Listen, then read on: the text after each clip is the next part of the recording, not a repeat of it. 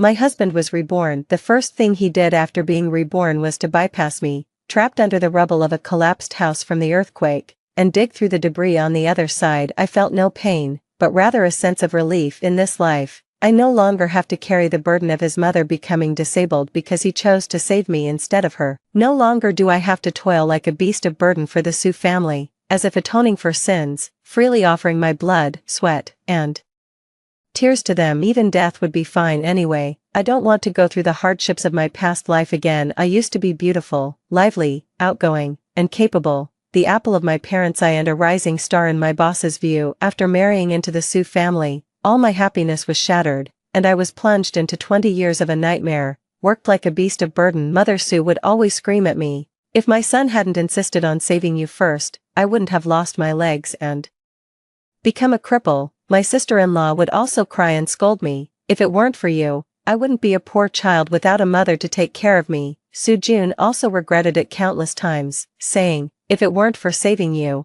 I wouldn't have become an unfilial son and caused my own mother to be crippled in both legs. Otherwise, it should have been you who was disabled. You owe my whole family." Yes, it's all because he saved me first. I owe his whole family. I used the dowry my parents gave me to trade for a big house in the city center for his family, and sent my sister-in-law to the most expensive private high school. Sue June said he experienced workplace bullying and quit in anger, staying home to play video games. When I urged him to go out and find a job, he flew into a rage, smashing the computer and slamming the mouse. "If it weren't for seeing my mom like that every day, I wouldn't feel so guilty," which led to work mistakes and being bullied by colleagues and my boss.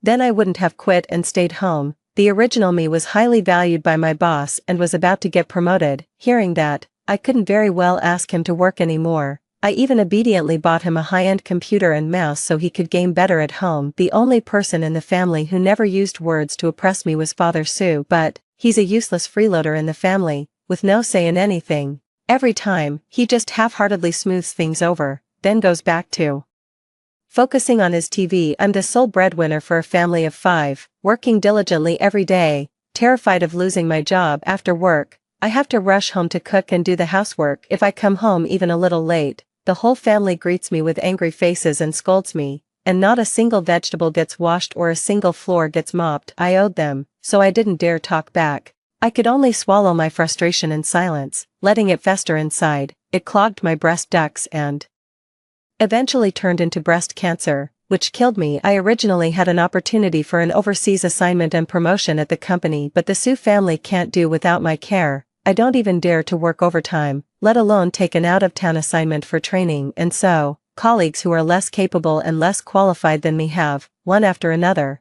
climbed above me and become my bosses. Yet here I am, stuck as a small-time accountant year after year, often getting mocked and pushed around. I don't dare to quit my job either. My whole family depends on my salary to get by. Of course, my salary of just 10,000 yuan alone isn't enough to support so many people. I still rely on my parents for a monthly allowance. My parents feel for me, so they gave me most of their pension. Before I married Sue June, they lived a carefree life. Whenever I have free time, I travel, wear clothes that cost thousands from brand stores, and often buy all kinds of delicious food. After I got married, they felt sorry for me and silently put up with me bringing the whole Sue family to live off them. She started buying clothes and shoes from street stalls, and even her mother, who had always complained about the stench of the wet market and only shopped at the supermarket, began going to the market, even buying discounted, past their prime vegetables. Dad had a persistent cough, but to save money, he refused to go to the hospital for a checkup and instead tried various folk remedies.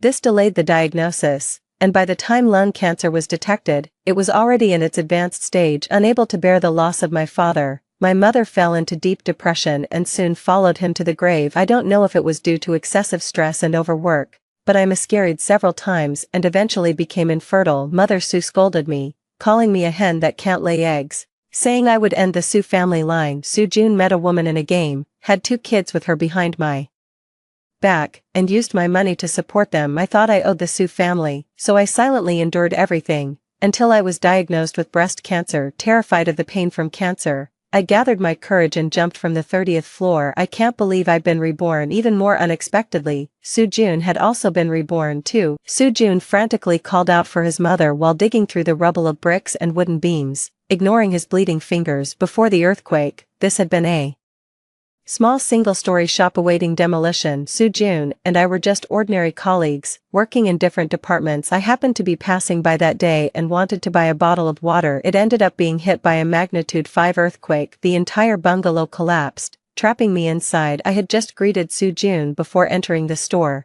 and when he saw me trapped here, he rushed over to rescue me, pulling me out of the rubble. Who would have thought his old mother was shopping here too? When a beam fell and crushed both her legs, by the time the rescue team came and got her out, her legs were completely ruined. She would never stand again. If only I had gotten my mom out in time, she wouldn't have ended up like this. Soo-jun said this countless times, filled with remorse. This time, he was reborn, with a chance to make up for his regrets. My parents are still alive, and I can't bear to make them suffer the grief of burying their own child. I have to try to save myself. I took a look at my surroundings, realizing your situation isn't as bad as it seems. The beam that fell on me was somehow propped up by something, so it didn't actually crush me. However, his head was injured by a falling tile and was bleeding. My foot was also hit by a brick, and it hurts a bit, but it doesn't seem to have injured the bone or tendon. Ignoring the pain from my injuries, I mustered all my strength to push the beam. The beam was too heavy. Back then, I was just a delicate girl weighing only 80 kg. With very little strength, there was no way I could push it. Just as I was feeling disheartened and about to give up, a man covered in blood and dust crawled out from the rubble nearby. He stood up and dusted himself off, fearing that I would end up owing someone a favor like in my past life. I didn't call for help. Instead, I gritted my teeth and struggled to save myself. The man turned his head and saw me. He walked over and was about to help me move the beam away, but I stopped him, saying, "Thanks, but I don't need your help." The man's face, caked with blood and dust, froze for a moment before he came to his senses and said with a smile, "Don't worry, I won't use this favor to make you marry me out of obligation." Those words pierced my heart like an awl, sending a shiver down my spine. No, I don't want to owe anyone a favor. I held my breath and gave a hard push. That heavy beam, which had seemed so immovable, was actually pushed open by me. Indeed, when pushed to the brink, one's potential knows no bounds. 6. The man gave me a thumbs up and said, "You've shown me what it means to have the delicate grace of Lin Diyu with the strength to uproot a willow tree." I ignored him, pulled myself out of the rubble, and shook off the dust and debris. My foot is a bit injured, so I can only sit. Turning to look at Soo-jun on the other side, he had already dug his mom out of the rubble. His mother's legs must have been hit by the falling debris, blood dripping everywhere. "Mom, don't be scared.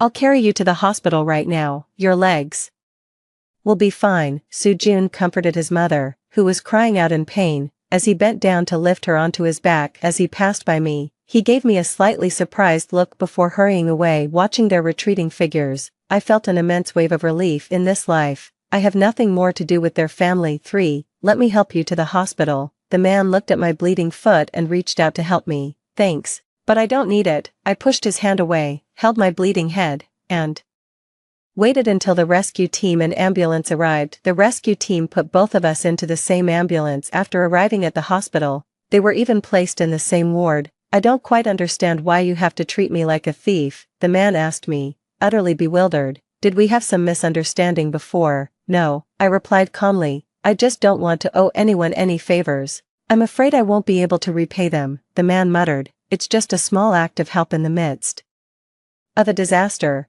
What's there to repay?" I gave a wry smile to myself. In my past life, it was exactly these small favors and minor acts of kindness that cost me my entire life, and even the peaceful, comfortable retirement of my parents. Yes, my parents. The thought that they were still alive and in good health filled me with excitement. Just as I was about to ask the nurse to borrow her phone to make a call, I saw my parents push the door open with anxious expressions. Seeing my parents, still only in their 50s, my eyes quickly welled up with tears. In the last life, I truly owed them far too much. Even after their deaths, their properties were sold off to continue supporting the Su family. "Manju, how are you?" My mother, choking with emotion, grasped my hand and looked at me with eyes full of love and concern as she asked. I quickly said, "It's nothing, just some superficial injuries and a sprained ankle.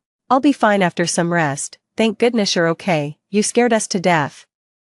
Mom let out a sigh of relief and pulled me into her arms, buried in my mother's long-missed warm embrace. I was once again overwhelmed with tears. In this life, I can't let my parents suffer because of me anymore. I must take good care of them and let them enjoy their old age in peace. Uncle Lou, Aunt Zhu, is she your daughter? The man beside them spoke up again. Mom and Dad turned to look, their faces showing surprise. Mom exclaimed, Qin Tian, how did you get hurt too? Qin Tian shrugged.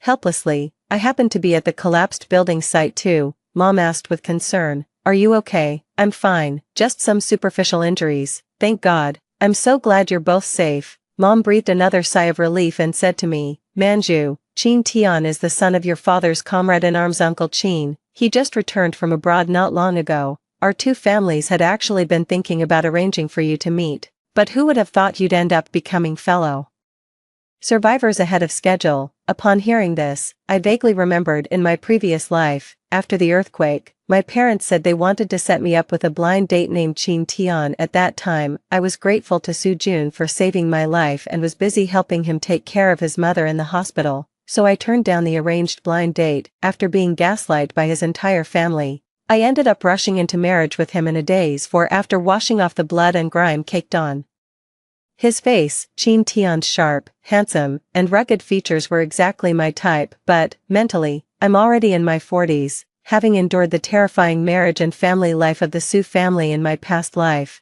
I've long lost any illusions or expectations about men, so, no matter how handsome he is, it has nothing to do with me in this life. I just want to spend quality time with my parents, build my career, and bask in the freedom of the sun. No one can trap me in the cage of marriage. I gave Qin Tian the cold shoulder, yet he was warm and attentive to me, acting just like a boyfriend. I've told him plainly many times not to waste his time and energy on me. I'm not interested in men, but I'm very interested in you and willing to invest my time in you. Instead of backing down in the face of difficulty, Qin Tian became even more proactive, probably because it sparked his desire to conquer. 5. Qin Tian pushed me in a wheelchair to the CT room for a scan. Since my foot still hadn't healed, I ran into Su Jun at the door. He also pushed Su's mother, who was sitting in a wheelchair. I couldn't help but glance at Su's mother's leg and saw it was in a cast, probably broken. Just not sure if I'll end up crippled like in my past life. I tried to pretend I didn't know him, but unexpectedly he let go of Su's mother's wheelchair, rushed over, and pointed at Qin Tian angrily, demanding, who is he? Before I could answer, Qin Tian stepped forward and said, I'm her boyfriend. Who are you? So rude. Su Jun was furious and snapped at me, Lu Manju, how dare you cheat on me behind my back? His words made everyone around turn to look at me, pointing and whispering. In my past life, I was so used to his gaslighting that I almost felt guilty and blushed, ready to explain myself. You're sick. Qin Tian's two resolute words jolted me awake. Absolutely. In this life, I have absolutely nothing to do with Su Jun. I immediately became emboldened and said coldly, Mr. Su, we are at most just nodding acquaintances as colleagues. If you're not in your right mind, please go see a psychiatrist and stop bothering me. Su Jun was momentarily stunned as he realized that he had been reborn and was now 20 years in the past. At this time, Lu Manju was not yet his wife. Recalling how she looked in her past life, withered and dull, plainly dressed, reeking of kitchen grease and sweat, he couldn't help but feel a secret sense of relief. In this life, he had no intention of marrying her, a dull, fated woman who couldn't even bear children. He was going to live happily ever after with Kaina. Just like that, my leg was also crushed by the beam, but the doctor said since I got timely treatment, it can gradually heal back to normal. I won't end up disabled. Sorry, I was completely stunned for a moment. Su Jun apologized to me, his eyes filled with nothing but disdain and contempt. I had seen that look far too many times in my past life. It didn't matter anyway. I'm done with him, but I still decided to give him a taste of his own medicine, shooting him a disdainful glare and saying coldly, you're insane. Su Jun's face showed a flicker of restraint, but he didn't lose his temper. He pushed his old mother away and left. My tense back relaxed. Look up. I met Qin Tian's thoughtful gaze as he looked at me. My heart skipped a beat, and I quickly lowered my head to avoid it. 6. Not wanting to run into Su Jun again at the hospital, and since the test results showed no major issues like fractures or broken bones, I quickly went through the discharge procedures. Since my parents deliberately didn't come, I had to rely on Qin Tian to take me home. Sitting in my wheelchair at the hospital entrance, I was waiting for Qin Tian when I spotted Su Haiqing, my sister-in-law from my past life. The moment she saw me, she walked over and held out her hand. Give me $200. I need to buy a tracksuit. It seems she has also been reborn. I thought I was still her sister-in-law, at her beck and call. Kid, are you out of your mind? Do I even know you? I pretended not to recognize her, put on a cold face, and snapped at her irritably. Su Haiqing was stunned, staring at me with an incredulous look. In my past life, I'd always tolerated her willful, capricious, and harsh criticisms, never once retaliating with harsh words. It was my fault that she, barely in her teens, was left without the care of a healthy, normal mother, so I have to take Su's mother's place in taking care of her and being tolerant. Su Haiqing seemed to catch on to something, looking at me with suspicion. You don't recognize me? No, I don't. What about Su Jun? He's my brother. Haven't you married him yet? Are you out of your mind? Why would I marry your brother? I barely exchanged 2 words with him. Kid, I have a boyfriend, so please don't talk nonsense in front of me from now on. I saw Qin Tian's car approaching and quickly waved my hand, even though I don't want to get involved with Qin Tian either. To shake off the Su family's pestering, I have to make him my pawn. Qin Tian got out of the car and walked up to me. Su Haiqing's eyes widened with infatuation at the sight of the handsome Qin Tian. Almost drooling, Qin Tian bent down, about to pick me up, when Su Haiqing stopped him. Do you realize she's going to be my sister-in-law? Qin Tian shot her a cold glance and repeated the same 2 words. Crazy, seriously, she's really going to be my sister-in-law. And on top of that, she's a barren hen. She'll miscarry if she gets pregnant, and eventually she'll get breast cancer. Don't be with her, you'll end up getting the short end of the stick. Su Haiqing anxiously grabbed Qin Tian's arm, fluttering her heavily lined, lifeless eyes as she threw him a flirtatious glance. Handsome,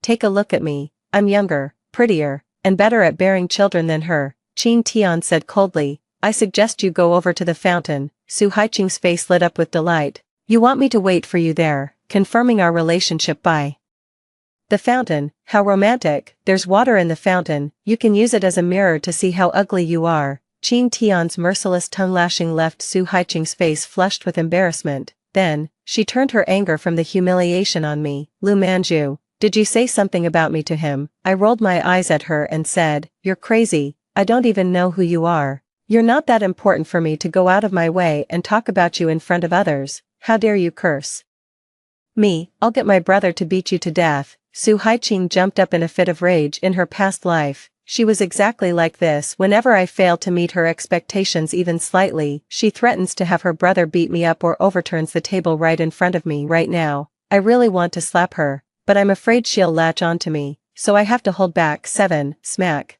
Who would have thought that Qin Tian actually made a move? He slapped Su Haiqing across the mouth. You're asking for it. Who the hell does your brother think he is, daring to hit my girlfriend? You hit me. How dare you hit me? Lu Manju, you bitch, once you marry my brother, I'll make your life a living hell. Su Haiqing covered her reddened cheek, glaring at me with hatred. Ha, that's really funny. It's not me who hit her, so why am I getting blamed for it? However, this has always been a habit of the Su family. All the misfortune and unhappiness in my family are my fault. Smack. Qin Tian slapped him again and said coldly, if you dare disrespect my girlfriend again, I'll make sure your whole family can't get by in the Su family. Su Haiqing was intimidated by him and weakly asked with reluctance, who do you think you are, talking so big? The Qin family of Jiangqing. Come and face us if you dare. Qin Tian finished coldly, then carried me into the passenger seat of the car and gently fastened my seatbelt. Looking at his face up close,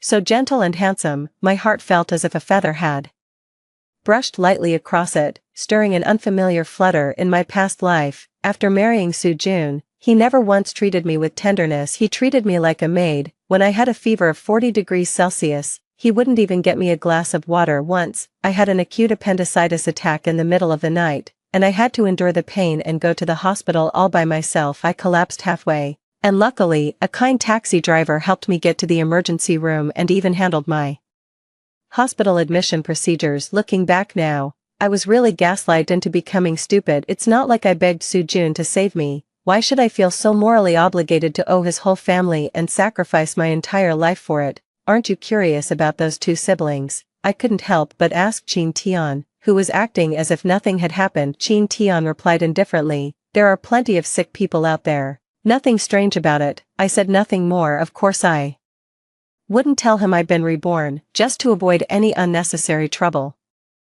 Qin Tian walked me to my doorstep. My eyes couldn't help but redden at the sight of the familiar front door in my past life. Su Jun even made me sell this place, only for him to let his mistress and her lot live in the new house he bought with the money. The parents warmly invited Qin Tian to come in and have a meal before leaving. Qin Tian didn't decline. He went straight to the kitchen to help pick and wash the vegetables, chatting so amiably that my mom burst into silvery laughter. After dinner, he also helped wash the dishes. After washing the dishes, I played chess with my dad. After he left, my parents took my hand with great satisfaction and said, "Zhu, Qin Tian is really a good catch. He comes from a good family, has a high education, and is the deputy general manager of the company. If it weren't for your father and his father being old army buddies, you wouldn't find a man this good even if you searched high and low with a lantern." Qin Tian's performance did impress me, but I can't just jump out of one pit and rush into another. I shook my head and said, "Mom, Dad, I'm only 23 now.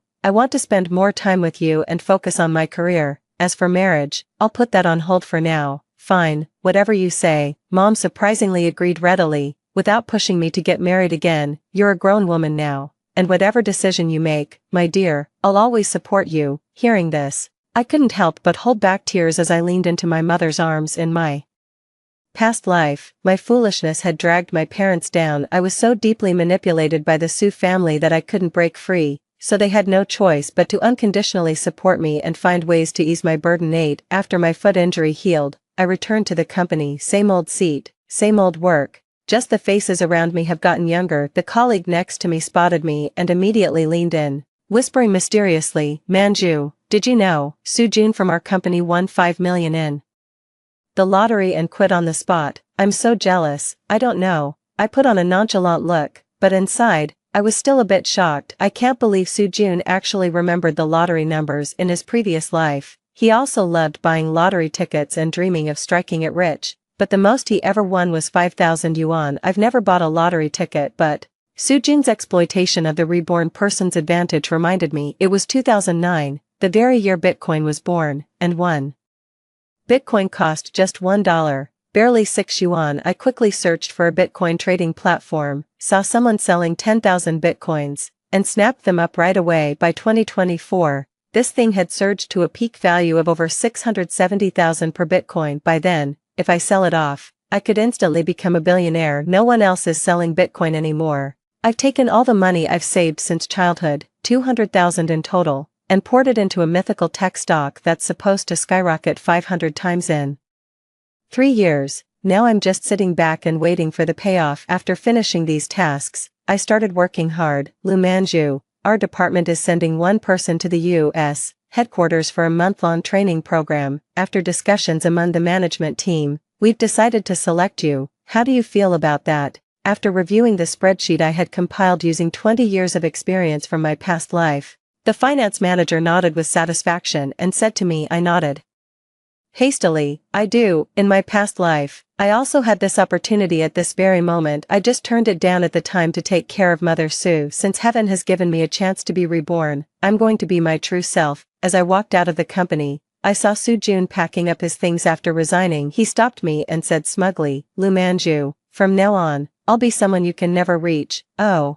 I responded with a faint grunt. Just one more look at him makes me sick. "Lu Manju, what kind of attitude is that? Do you even realize that losing me is the biggest mistake you'll ever make?" My attitude infuriated Su Jun, and he started shouting loudly, drawing a lot of curious onlookers. "You're crazy. I don't even know you. What do I care if you're sitting on a mountain of gold?" I finished coldly and walked away. I'm curious to see just how far he can go in this life. 9. After bidding farewell to my parents, I boarded the plane heading to the U.S. headquarters. The month-long training has been incredibly rewarding, leveraging my 20 years of extra work experience as a reborn individual and the optimized software. I performed exceptionally well. The headquarters CEO personally met with me to commend my work and directly promoted me to deputy CFO, with an annual salary of 500,000. This was something I only dared to dream about in my past life. In this life, it was unexpectedly achieved with ease. After returning to China, I continued to work diligently and conscientiously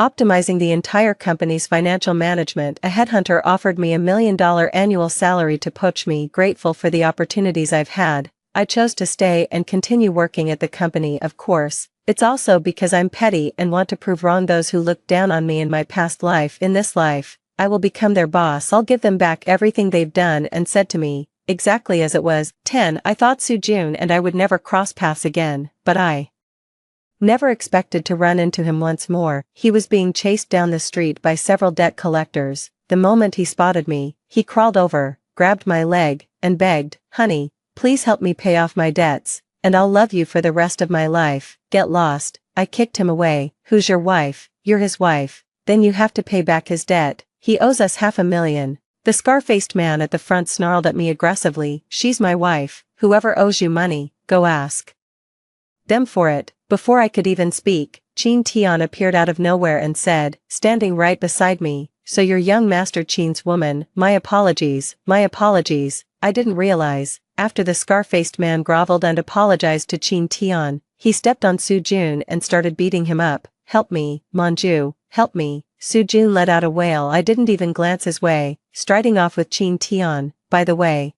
when will you finally agree to be my girlfriend?" Chin Tian gazed at me with burning eyes as he asked. I avoided his gaze and replied indifferently, 5 years. I'll think about it once I've made something of my career. Chin Tian didn't hesitate for a second. "I'll wait for you." Looking at his sincere, sunny handsome face, I'd be lying if I said my heart wasn't moved. But I won't be foolish again. As a woman, you can't cling to someone's fleeting affection. Only by being independent and self-reliant can you be truly free. 11. The colleague who lives near Soo-jun came to gossip with me again. It is said that Soo-jun won a $5 million lottery, but fell into an online romance scam. Not only was the $5 million swindled away, but he also borrowed hundreds of thousands in high-interest loans. The family's small house was mortgaged, and the family of 4 could only afford to live in the cheapest rental unit. Strangely enough, after a moment's hesitation, the colleague said that Soo-jun often scolds his mother, blaming her for not saving you back then.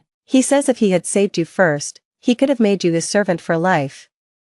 That's really strange. You weren't seriously hurt in the earthquake, so how could he expect you to devote yourself to him and be his lifelong slave out of gratitude? Who would be that foolish? I gave a wry smile. Yes, I was that foolish in my past life. Luckily, I get a second chance at life. 12. To avoid the unnecessary trouble of Soo-jun showing up at my doorstep to harass me, I bought a big house, and our family of 3 moved in. My father caught his early-stage lung adenocarcinoma in time, underwent surgery, and has since recovered his health. As for my breasts, they are perfectly healthy since there's no pent-up frustration from a past life to clog them up. My stocks multiplied 100-fold, and I cashed out $200 million. I resigned from my company, rallied a team, and founded an AI company to develop a smart assistant that would become a massive hit in the future. Seizing the opportunities of the Reborn, the company has grown faster than I expected. In less than 3 years, the company grew into a multi-billion-dollar enterprise, securing a place among the leading tech firms in the country. As for the Soo family, sometimes I can't help my curiosity and still find myself checking up on them. Soo-jun is up to his ears in debt,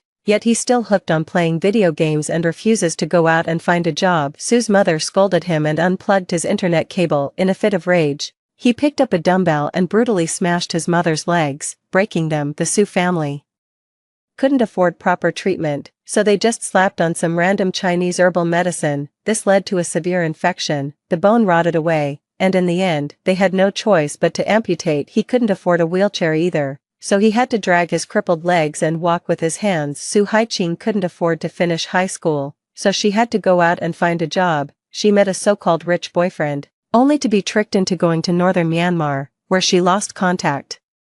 With no real skills to speak of, Soo's father could only eke out a living by squatting on busy street corners, shining shoes for passers-by. As for Soo-jun, he went looking for Kai Na, the woman who, in his past life, had borne his children and sworn she loved him, but she just spat at him a few times and said he was suffering from delusions, and then he actually went insane, turning into a ragged madman wandering the streets, telling everyone he met that the tech queen was supposed to be his wife, and that he should be worth tens of billions. In this life, he can only dream in vain. I am myself, not someone's wife. As for Chin Tian, who never gave up on me, he is now living with me. He and I have an agreement. We live together but won't get married. take on no marital responsibilities, and aren't obligated to each other's families, wealth, career, freedom, and a compatible life partner. Excellent. That wraps up the first story. Stay tuned, the next one is even more exciting. Last month, my mom broke her leg. While I was at her place cooking lotus root and pork rib soup for her, my husband happened to call. It made him drool just talking about it. I set aside 2 sprigs from the extra cilantro I bought, planning to pick up some pork ribs tomorrow and make a bowl of stew for my husband. My mom shot me a sharp glare right away. Taking even 2 sprigs of cilantro from your parents' house? I've really raised myself a fine freeloading daughter, and the thing is, I paid for all the food and meat myself. For a moment, I was speechless as I looked at her. She continued to complain. What are you looking at me for? Did I say something wrong? You brought several rolls of toilet paper from your parents' house just yesterday, and now you're bringing cilantro. Is there anything you don't bring from their place? That toilet paper was bought by me too. I bought 2 large packs on the way, because I was running low myself, so it worked out to 1 pack per household. But when I got here, my mom had my sister-in-law take 1 pack, and she kept the other for herself. My family is in urgent need too, that's why I opened a pack and took 2 rolls. You ungrateful girl, you're nothing but a disappointment, nowhere near as good as your brother and his wife. They never take a single cent from your dad and me without us practically forcing it on them. Exactly, every time I bring stuff back to my parents' house, 8 out of 10 times you've already shoved it into their hands. They don't even need to ask. Even their precious son, my 18-year-old nephew, has his family card linked to my account, a monthly limit of 5,000, maxed out every single month. After days of exhaustion, being scolded by my own mother like that, I felt so wrong that tears welled up in my eyes. Mom, whether it's the toilet paper from yesterday or the cilantro from today, I paid for them and brought them back to my parents' home. What's the big deal if I take a little bit? Even though my voice was choked with tears, she still stubbornly insisted. What's wrong with what you bought? Since when does a daughter take back what she brought to her parents' home? Do you actually think you did the right thing? Alright, just watch your own behavior. You're a grown adult, and you're going to cry over a few words. Hurry up and cook, make a few more dishes. Your brother and sister-in-law will be here for dinner any minute. It's been over a month since she broke her leg, from hospital stays to discharge, handling everything inside and out, footing the bills and putting in the effort, all on my own. My brother and his wife used work as an excuse and never even showed up at the hospital. Now that she's been discharged from the hospital, I spend my days taking care of my own shop,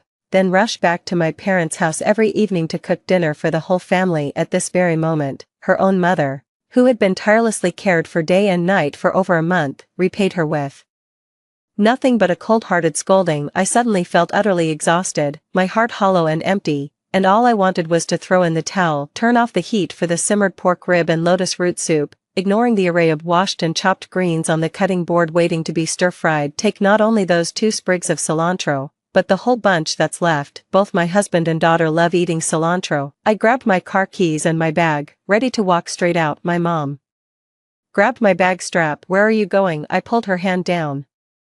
Didn't you say I'm a freeloader and can't hold a candle to my brother and sister-in-law in any way? Your leg is about 80% healed now. Let them take care of the rest and fulfill their filial duties. I'm not coming back to the family home to look after you anymore, and I'll be taking some of the family's belongings with me. My father slammed his hand on the table with a loud smack. This is outrageous. How dare you throw a tantrum just because your own mother said a few words to you? Since childhood, his favorite thing to do was to echo my mother and join in scolding me. There's simply no reasoning with him, not with me either. Dad, I'm not going to turn the world upside down. I'll just come back to my parents' house less often, stop mooching off you, and take fewer things from home. With that, I walked out the door without looking back. His hands were trembling on the steering wheel, from anger, from grievance, from sheer frustration. After more than 30 years of devoted care and filial piety, I still couldn't earn a single word of approval from them. My mother stood at the door of the house, leaning on her cane, and yelled at me, "Get down here, don't you dare leave, your brother and sister-in-law are coming any minute, so get in the kitchen and start cooking. Did you hear me? I said you're not going anywhere. If you leave, who's going to make dinner tonight? What about when I need to get up in the middle of the night, who's going to help me?" My mother's loud voice made my head spin, so I rolled down the car window. "Go find your husband, go find your son, go find your daughter-in-law."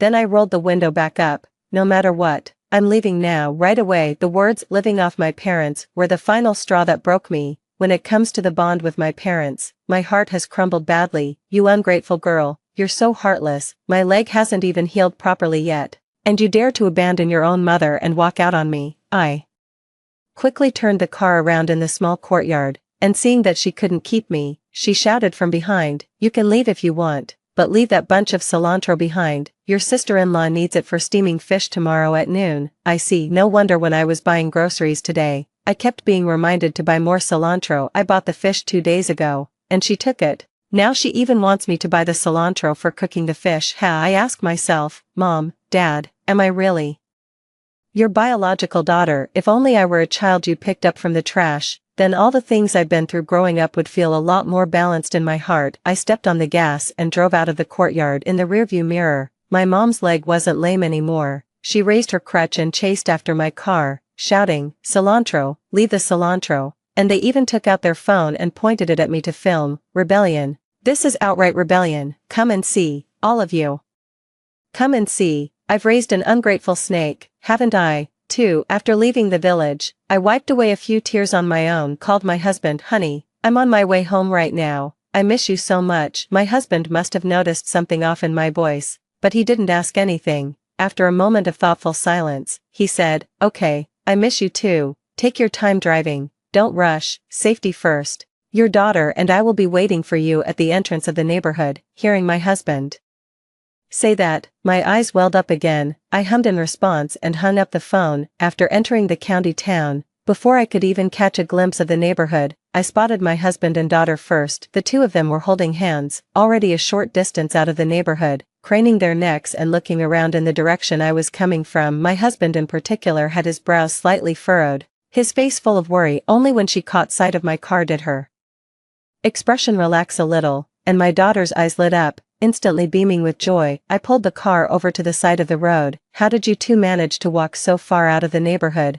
We were so happy when you said you were coming back," my husband said as he opened my car door. "Come on, get out." The moment I stepped out of the car, my daughter Yao Yao threw herself into my arms. "Mommy, are you finally sleeping at home tonight? Dad and I missed you so much." He hugs your pillow every night, saying it still smells like you. I looked up at my husband, my eyes still red under the streetlight. My husband gently pulled me into his arms, his voice deep and warm. "Has your mother-in-law been harsh with you again?" "She's never been one for kind words." I leaned against my husband's shoulder and shook my head, unwilling to say more. I just said softly, "Honey, I'm so lucky to have you. Our daughter is nestled between us." "Mom, I'm still here, you still have me." I stroked my daughter's hair and nodded. "By the way," I turned around, grabbed the bunch of cilantro from the passenger seat, and showed it off to them like a trophy. "Look, I managed to snatch this from my parents' house. I haven't had dinner yet, I'm starving. How about we go home and make cilantro,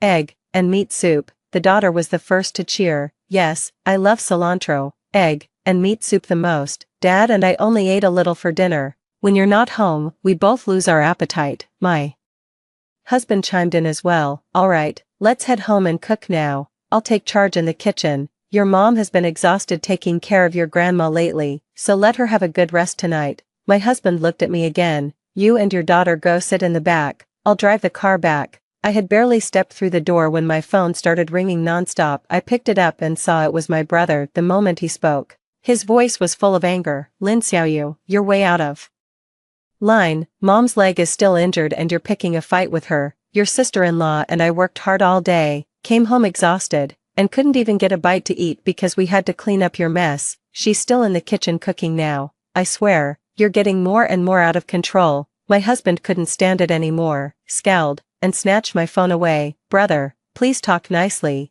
Xiaoyu has been exhausted taking care of mom lately, and besides," I snatched it back. "Lin Chengkai, what do you take me for? Am I your family's maid, expected to have dinner ready every night waiting for you to come home? Yeah, I'm a piece of work, I'm lawless. Mom and dad already have a son like you who's decent, doesn't leech off them, and doesn't mooch off his sister. That's more than enough. Let's just keep less contact from now on." With that, I hung up. 3. The calm I had barely regained was suddenly flooded with a surge of anger. My husband hesitated, but still asked, "Honey, what exactly happened?" I shook my head. "It's nothing." Just my mom called me a freeloader. I got upset, left the meal unfinished, and drove back in a huff. Living off your parents. My husband was even a bit confused by this term. Over the years, all you've done is buy things and send them back home, not to mention the money you've given. You've even been at their beck and call whenever Big Brother's family needed anything. I've never taken a single cent from my family. How could mom say that about you? I gave a wry smile. Right, I don't get it either. That's why the second I heard her use that word to describe me, I just couldn't take it. Honey, I'm sorry. It's all because you married me that you ended up with such a family-in-law. My husband wiped away the tears from the corners of my eyes. You silly, you haven't let me down, nor anyone else. It's your family. They've been too harsh on you, too ungrateful. My daughter Yao Yao hugged me while wiping away my tears. Mom, why are grandma and grandpa so mean to you? You're always so good to them. Aren't they supposed to be your closest family? You've really stumped me with this question,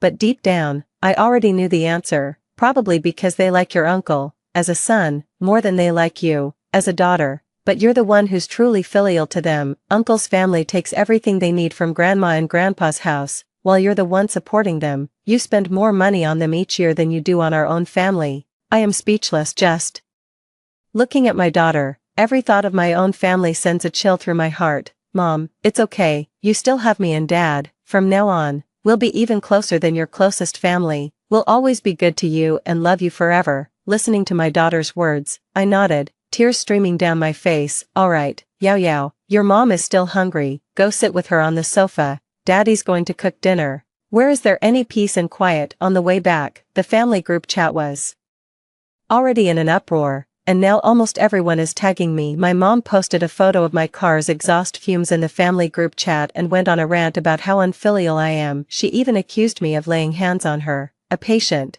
saying I hurt her wrist by pulling it, and that I abandoned her own crippled mother. Even if you rounded up all the ungrateful people in the village, they still wouldn't match me. Second uncle at mentioned me in the group chat. Xiaoyu, is this how a daughter should behave? Apologize to your mother right now. Third uncle at mentioned me in the group chat. Our Lin family has never raised an ungrateful daughter. Do you want to be the first? Apologize to your mother immediately. My sister-in-law is playing the peacemaker in the group chat. Alright, Uncle 2 and Uncle 3, stop scolding little sister. Just forgive her this once. Next time, she won't go against mom again, and that'll be fine. My brother sided with our biological mother. Forgive her? No way.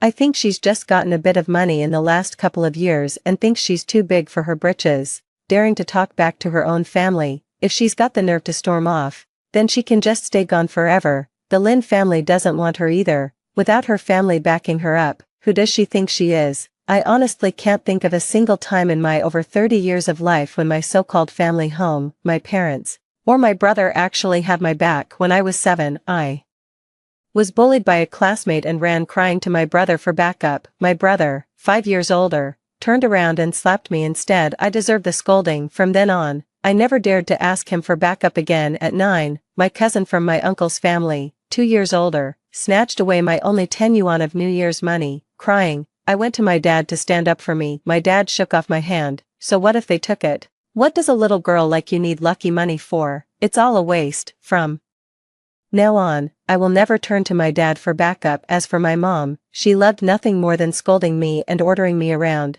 I've been terrified of her since I was a kid. No matter what troubles I faced, I would never go to her for comfort. My family didn't contribute a single cent when I bought my house, not a penny when I bought my car, and they didn't spend a dime on my wedding either, and even made a huge profit. All the monetary gifts received, plus the 188,000 yuan bride price given by my husband, were all withheld. Even the few quilts and bedding sets she brought as her dowry were bought with money she asked from me separately. With a family like this, parents and eldest brother like that, I actually stopped feeling attached to them long ago. It's just that they cherish this bond of blood, so they keep up a superficial harmony. Since my brother has put it so bluntly in the family group chat today, I will never back down either. I replied to his message with just one word, okay.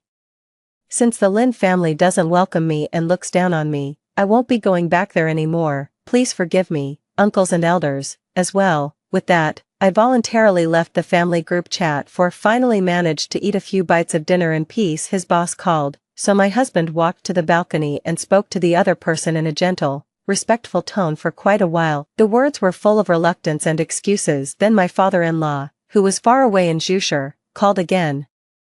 And my husband had to calm him down once more. I know that if he hadn't met me, he would never have been trapped in this small county town. He was originally sent here for a short-term training assignment. It was I who burdened him with my maternal family, binding his wings with invisible shackles. He should have a vast sky to soar and a boundless future ahead. I stared at him with burning intensity, recalling our first meeting. He had the fair complexion of a scholarly youth, yet carried the maturity and steadiness of a seasoned elder. I was only 19 that year, renting a tiny, out-of-the-way shop of 10 square meters to run a local delivery service. It was pouring rain, and I got soaked to the bone. Arriving an hour late to deliver the goods to his door, I put on a flippant grin, bowed, and apologized, terrified that he might cancel the order and refuse to pay later. I always felt that I was too embarrassed and humiliated that day. My husband said that day, I was like a pearl buried in the mud, radiating a soft glow all over, so vibrant, so unrestrained. One look, and his heart was stolen. And this man, he always puts me first, having left his hometown to live in a small county town that was once completely unfamiliar to him. For over a decade now, my family home is not my sanctuary or my anchor, it's my quagmire. I have finally come to terms with admitting this now. I just want to be a good wife to my husband for once. Honey, why don't we sell this house and move the whole family back to Jushur? My husband's hands, which were clearing the dishes, paused for a moment. A flicker of hope flashed in his eyes, but it was quickly suppressed. Honey, that phone call just now, don't worry about it. It was just the city center asking for my opinion since there happens to be a vacancy. You and our daughter are everything to me. Work is just a way to make a living. It's the same no matter where I go. It's different, very different. I know, I can say with certainty. This is my husband's career, and it's been on hold for over a decade because of me. Honey, I'm serious, let's go back to Jushur. Yao Yao is about to start middle school now. Whether we stay in the county or go back to Jushur, she'll have to adapt to a new school and new classmates anyway, so it's also a good time to transfer. My husband looked at me thoughtfully. Honey, have you really thought this through? Jushur is so far from here. From now on, we won't be able to see your brother and your parents often. Perfect, then, you know exactly how they treat me. Are you really telling me you want me to see them often? Of course I hope you see less of them, but they are still your family after all. My palms are slightly sweaty. This is relief and ease. Honey, I've made up my mind. Let's list the house with the agent tomorrow. My husband smiled at me, his eyes sparkling. Okay, 5. Our daughter was even more excited than us, spinning around in her pajamas. Great. I miss Grandma and Grandpa so much, and soon I'll get to live with them forever. It's no wonder Yao Yao prefers her grandparents, whom she only sees once or twice a year, over her maternal grandparents, whom she sees all the time. After all, ever since she was born, the New Year's money she got from her maternal grandparents was always just 20 yuan, but the New Year's money her maternal grandparents gave to their own grandson was 500, or even 800 or 1,000. Time and time again, they'd show blatant favoritism right in front of me.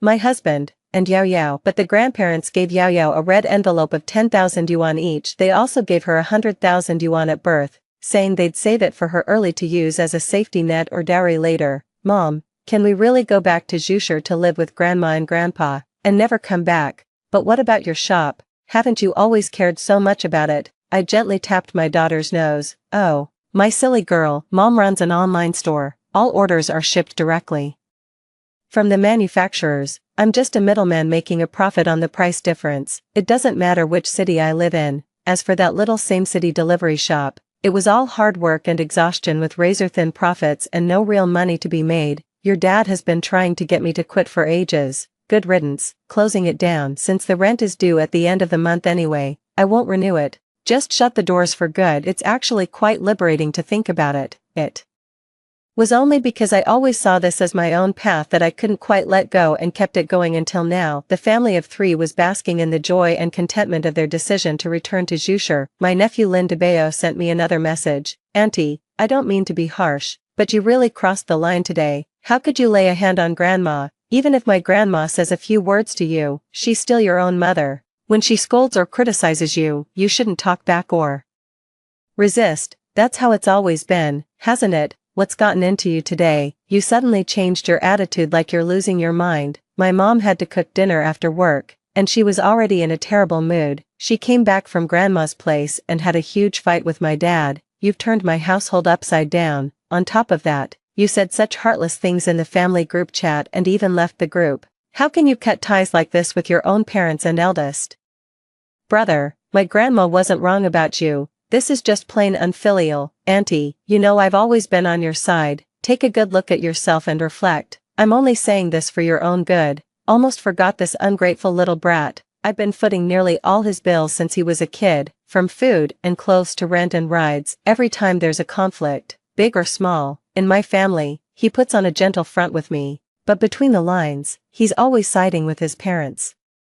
himself, and his grandparents' interests. I'm nothing but a punching bag and a cash cow. I'm so furious that my chest is burning. Cut off the spending limit on the family card linked to him. It's only the beginning of the month, and he's already blown through more than half of it. Cancel the autopay for phone bills. Cancel the autopay for my parents' utility bills. Cancel everything. All of it. I didn't reply for a moment. So he sent another message. Auntie, just so you know, if you're mad at my dad, grandpa, and grandma, that's got nothing to do with me. Okay, our aunt-niece bond is forever. Heart to you. By the way, Auntie, you know I have a girlfriend now. She saw a bag today that costs over 10,000, and if I don't buy it for her, she'll break up with me. The 5,000 you gave me is way too little. I've already spent most of it just taking her out to eat a few times. Can you send me some more money? 10,000 should be enough. Hurry up, I need it now. Listen to that, just listen to that. What nerve he's got. Even this junior of mine takes me for a fool as if it's only natural.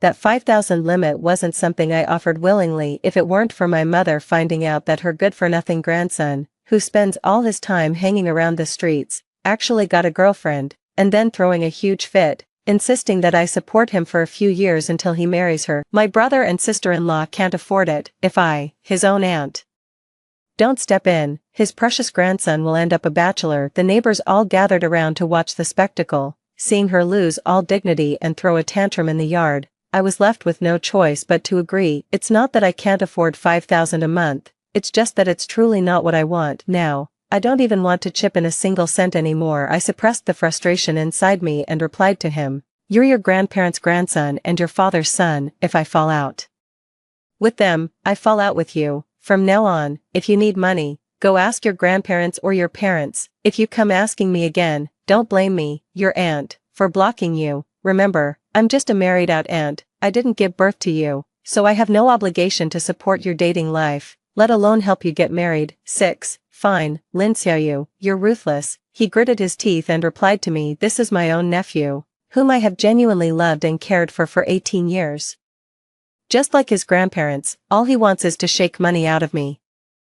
Not a single shred of so-called blood bond mattered. The next morning, my husband went to his office to submit the transfer paperwork. The moment he mentioned returning to Zhushi for his new post, it was clear he was happier than anyone else. All relevant materials were meticulously organized the night before, leaving nothing to do but wait for approval from above. I had just put up a closure notice on my brick-and-mortar shop and was listing the property with a real estate agent when my nephew Lin DeBeo called me in a hurry. What urgent business could he possibly have? I'm hanging up. Urgent messages came flooding in right after. "Lin Xiaoyu, you actually cancelled my family card. How could you do this? My phone bill also failed to autopay this morning, and my girlfriend won't top it up for me, so I can't even be reached." "Fine, you wouldn't even transfer me the money for that 10,000 yuan bag." But then I tried to cheer her up by buying her a dress at the mall, and the payment failed. Do you have any idea how those sales clerks looked at me? Do you know how humiliated I was in that store just now? My girlfriend stormed off in anger. "I'm going straight back to tell my grandma on you. This isn't over. Let whoever wants to run, run. Let whoever wants to complain, complain to whoever they like." I turned off my phone,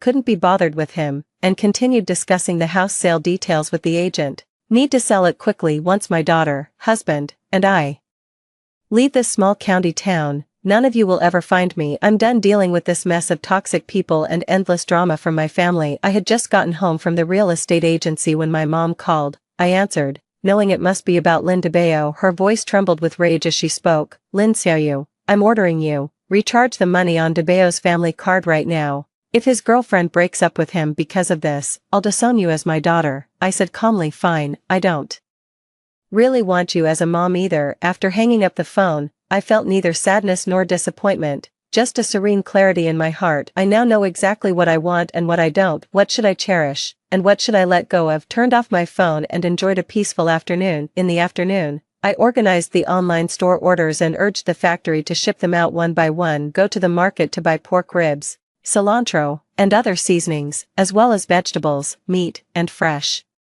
fruit. Tonight, I'm going to cook a hearty dinner for my husband and daughter. For the past month, I've been wholeheartedly taking care of my mother from my parental home. Over these 10+ years of marriage, I've always dropped everything to help and support my family whenever they needed me, but in doing so, I've truly neglected my husband and daughter far too much. It won't happen again. From now on, they are my center and everything. My husband's job transfer procedures and our daughter's school transfer procedures all went smoothly. Our house, listed with the agent for just 5 days, quickly found a straightforward buyer. After all, this school district property has a prime location, is priced low for a quick sale, and comes fully furnished. Just move in with your bags. On the day of signing the contract, the buyer agreed that we just had to vacate the house within a week. We are both satisfied and pleased. After signing the contract, I saw a message from my sister-in-law, little sister, still upset. Since I married into the family, I've never once had a cross word with you. You're not going to ignore me too, are you? My mom,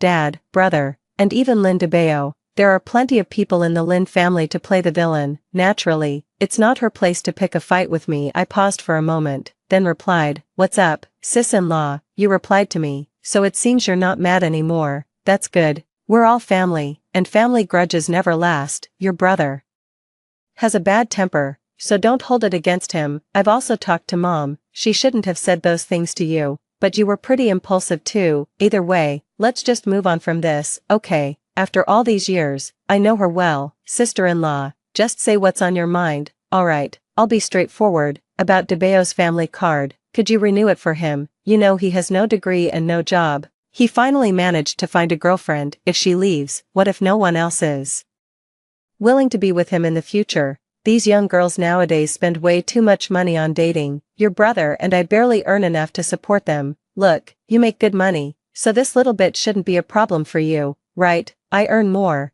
but that's still my money. You chose to have a son yourselves." She never seems to think about that. "Sorry, sis-in-law, the family card is cancelled and that's final. I won't reopen it for DeBeo. He's an adult now, since he's got a girlfriend. He should get a real job and work hard. That girl will only stick around if she sees he can support a family in the future. Don't you think, sis-in-law?" "Alright, seems like you're still holding a grudge against DeBeo. Let's talk about this later." DeBeo spent days trying to win that girl back, and it even got her parents involved. Her mom and dad said they're coming over tomorrow to meet the family and have a serious talk before deciding whether their daughter should keep seeing DeBeo. "Little sis, I'll come to your place tomorrow to meet. It's my first time visiting, so make sure you prepare everything properly. Your in-laws are coming to my house, and you expect me to prepare 7? No way, sis-in-law. This doesn't seem right, does it?" I was truly awestruck by the words she spoke. "The girl's parents came to meet the future in-laws, to talk with you and my brother. I'm just an aunt. What's the point of them coming to my place? Your place is really something. The neighborhood is great and the decoration is beautiful. When that family comes to see it, they'll definitely want to get our DeBeo engaged right away. Speaking of which, don't blame your sister-in-law for holding a grudge. Look at you, living so well and doing so well for yourself, while your own brother is living so humbly in the village. Does that seem right? I never brought it up before, but now that DeBeo has a girlfriend, it's time to buy a wedding house. As his aunt, you have to step in, I think. Your neighborhood is perfect. Find us a unit. I'm not asking you to pay the full price, but at least cover the down payment. Your brother and I haven't saved much money. The old saying was right after all. Birds of a feather flock together. This daughter-in-law I married is cut from the same cloth as my parents, shameless as can be. Only I, the daughter who had been worn down since childhood, kept clinging tightly and stroking endlessly, even though they had clearly shut me out. As for her claim that my brother and I lived a frugal life in the countryside, my husband and I have been supporting them a lot over the years. My husband even called in a favor to find my brother a cushy, easy job, but my brother turned his nose up at it, complaining it wasn't a permanent position and the pay was too low, flat out refusing to go. And then he blamed my husband for not trying hard enough, accused him of messing with him, and threw a full-blown tantrum. He never stopped to think about it. He's barely literate, has nothing going for him, and is a lazy good for nothing. My husband isn't some all-powerful deity who can just waltz him into a top-tier company when he went to work on a crew with a foreman. Others could earn $200 or $300 a day, but he'd slack off and loaf around, scraping by with just 80. This is the golden child my mom worships like an idol all day long. I am absolutely fed up with all the drama from my family on my mother's side, sister-in-law. Let me be clear, you take care of your own child. Lynn DeBeo buying a wedding house has nothing to do with me. A married daughter is like spilled water. That's what my brother says all the time. I'm just a relative. As for your in-laws wanting to come over for a meal, I can't host them. You'll have to take care of it yourselves. I've already sold all the houses. This one isn't mine anymore. My sister-in-law was furious. Little sister, you'd actually stoop to lying about selling the house just to reject me. If you sold it, would your whole family live on the streets? Besides, there's no way you could sell it in just a few days. Why would I sleep on the street? I'll just go stay with my in-laws. Then I'll be straightforward with you, sis-in-law. Tomorrow, we're bringing that little girl's family to your place for dinner. This is a decision made by mom, dad, your brother, and the whole family together. Whether you like it or not, you have to host them, prepare some good food and drinks. And don't embarrass the Lin family name. I really owe them. I owe every single one of their family members. And I guess I'll never pay it back in this lifetime. Right, fine, if that's how you want it. Don't blame me for being ruthless. Honey, let's pack up right now and head back to Zhu City tonight. It's just over 8 hours by car. We can take turns driving and cross into Zhu City by dawn. My husband took my hand, holding it gently to soothe my emotions. Honey, think it through. This is really rash. If we let them come all the way here tomorrow only to find no one, the next time we meet, it might as well be as half enemies. Leaning against my husband's shoulder, my indignation eased considerably. Honey, I've thought this through very clearly. This isn't a rash decision. Becoming enemies is fine by me. They're a bottomless pit. I'm done supporting them while getting nothing but complaints in return. Alright, as long as my wife has made up her mind. I really can't bear to see you humiliated in front of them again. Since that's settled, let's start packing up right now. To be honest, I'm already itching to get home. Let's go, right now. 8. They must think that by not replying, I've tacitly agreed to host their group tomorrow. Auntie, why do you even bother putting up a fight? In the end, you'll just have to do as you're told. Here, these are all my girlfriend's favorite dishes. Make sure you prepare every single one, not a single dish missing.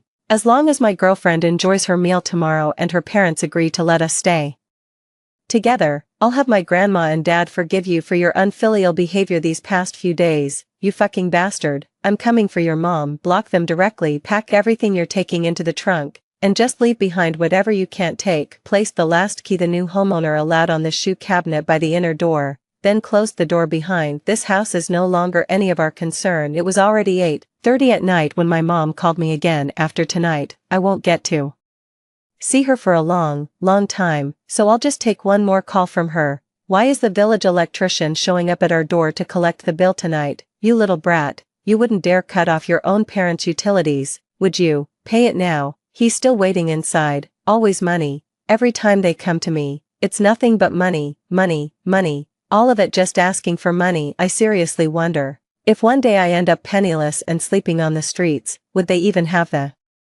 decency to spare me a meal? My tone was flat. Mom, before and after my marriage, I've been paying the utility bills for your home, including my brother's side, without a single miss for nearly 20 years. After this, it's my brother's turn. Let him pay for you for 20 years. Once that's done, come find me, and I won't refuse. My mom exploded when she heard that. You ungrateful little wretch, you are so heartless. You dare to abandon your own parents. This is outrageous. You've gone too far. If you don't pay the electricity and water bills tonight, just wait until I see you tomorrow. I'll have your brother break both your legs. Oh, and Mom, let me remind you one more time, I won't be here tomorrow, and the house isn't mine anymore. If you insist on showing up with that family of outsiders, don't blame me when you find nothing. After hanging up the phone, I gave my husband a wry smile and said, that's that, let's go. When dawn breaks, the sky will clear, something to look forward to, something to await. 9. After leaving the county town, I called the new homeowner from the passenger seat to let him know the house was now vacant as of tonight and that he could come to inspect it tomorrow. I also told him that I might have caused him some trouble.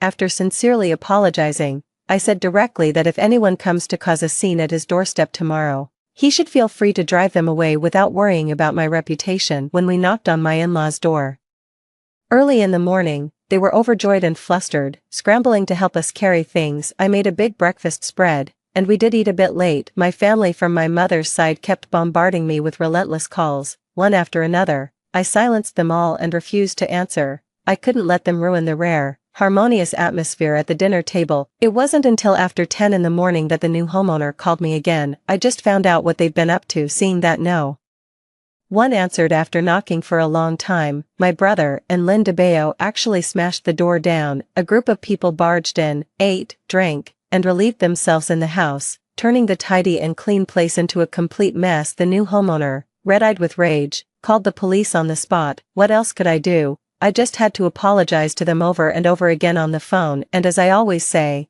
just do what needs to be done. Don't worry about saving face for me. We've only met once. So what standing do I have? It was nothing more than a pleasant transaction. The new homeowner was a kind and upright person, neither extorting them nor holding their mistakes against them. They only made them pay for the door and the basic damages, totaling 20,000 yuan. Breaking into a home and damaging property can be treated as a minor or serious offense. If they refuse to pay compensation, we'll have no choice but to arrest and detain them. Terrified by what the police said, the parents were scared out of their wits, and the family had no choice but to agree to pay the compensation. As for Lynn DeBeo's girlfriend and her family, it said that after giving their statements at the police station, they quickly disappeared without a trace, insisting they never wanted to have anything to do with that family again. My brother and sister-in-law finally believed that I had indeed sold the house, and that the person was unreachable. With no one knowing where they had gone, I didn't answer the phone, so they started bombarding me with messages. They said I could run but not hide. I might escape today, but not tomorrow. After causing them such harm, if I've got the guts, I'd better never let them catch me for the rest of my life. Looking like they're coming to take my life at this moment, I'm truly relieved that they've never been to my in-laws' place and don't know the address. My brother still wanted me to fork over that 20,000 yuan, and also demanded compensation for the mental distress we caused him, ordering me to transfer 100,000 yuan to him immediately. These are my people, my so-called closest family in the world, blood relatives bound by kinship, indescribable, incomprehensible, inexplicable, and utterly beyond reason. Dad, mom, brother, sister-in-law, block them one by one. I really, truly, just want a few years of peace and quiet. Not until 3 years later I received the news of my father's death. To be honest, it's been 3 years of no contact. 3 whole years since I last saw them. Hearing the sudden news of my father's death, I still felt a deep sense of sorrow in my heart. My dad has always been in great health. Uncle sent me the news, and because he was afraid I wouldn't believe it, he even sent me a picture of the coffin lid. My husband and I rushed back overnight. The family looked at me as if I were a new dawn breaking, their faces a mix of joy and tears. My brother, dressed in mourning clothes, hurried over to greet my husband and me. Little sister, you're back. It's been 3 years. I truly know I was wrong. Please forgive me. My sister-in-law also put on a fawning expression. Yes, little sister, this family really can't do without you. Your sister-in-law, was wrong before. Now that you're back, don't leave again, okay? Lynn DeBeo used to be fair-skinned, but now he's turned into a dark, skinny ball of coal. Boo-hoo, auntie, you're finally back. If you'd stayed away any longer, I'd probably be the next one worked to death. Dead tired. I only just realized that after I cut ties with them, there was no one to cover the household expenses. My sister-in-law forced my parents, who had already stopped farming, to take on another 100 acres of land. My parents have been working in the fields day and night. Even though they're still strong, age has caught up with them, and now they're worn out. My father was irrigating the fields night after night, without food or sleep, and then one moment, he just collapsed in the fields and never woke up. Lynn DeBeo was also dragged by my brother to work on the construction site, earning both his own hours and my brother's share. My father never showed me an ounce of love growing up, but death ends all grudges. He's gone now. Though I couldn't cry, my face still showed sorrow. I'm back, naturally. I'll cover the funeral expenses and such. I accept this. After all, he gave me life, so let this be my final act of filial piety for him. My brother and sister-in-law were all smiles.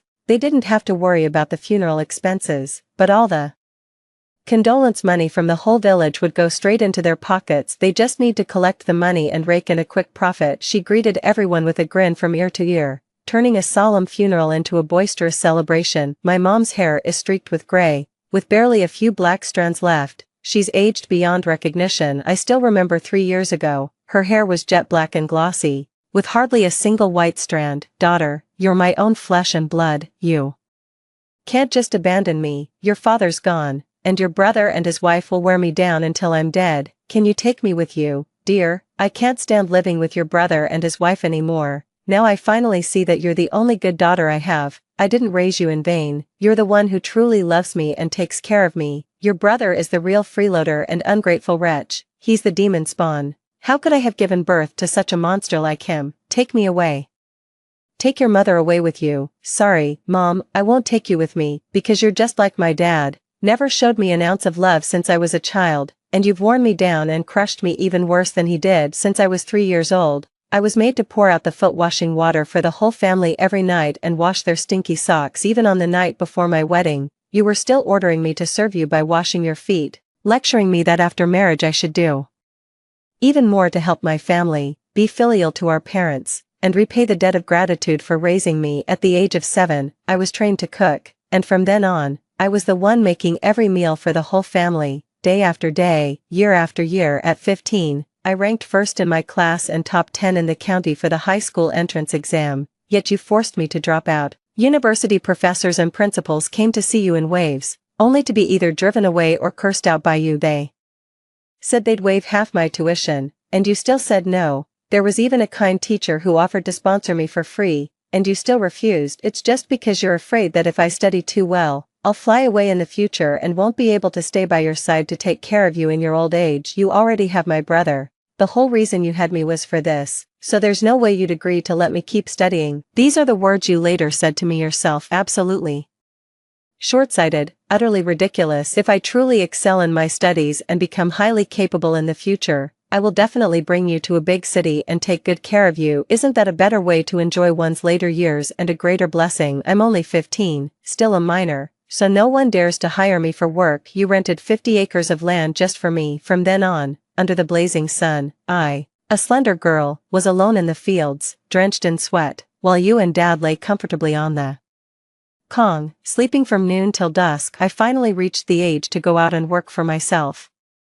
Yet you demand my wages every single month, afraid I might keep even a penny from you. Luckily, I had the foresight to hold back some money on my own, and later used it to rent a small, out-of-the-way shop for local delivery, kicking off Ying's entrepreneurial journey. You could say that even the brick house my brother built for his wedding was at least 70 to 80% paid for by me. When I was young, I once harbored lofty ambitions and carried a heart full of aspirations. I could have had a much brighter life. Everything is ruined because of you. My husband pulled me aside and whispered, let's just take Mom with us. It's not like we can't afford to support her. If that doesn't work, we can hire a full-time caregiver to look after her around the clock. I pressed my husband, honey, don't worry about it. I've got a plan. Taking advantage of the somber funeral atmosphere, I forced out a few tears. Mom, seeing you like this, I really want to take you with me, but do you think I've had it easy at my in-laws' place all these years? My little online shop went under long ago. I don't have a degree,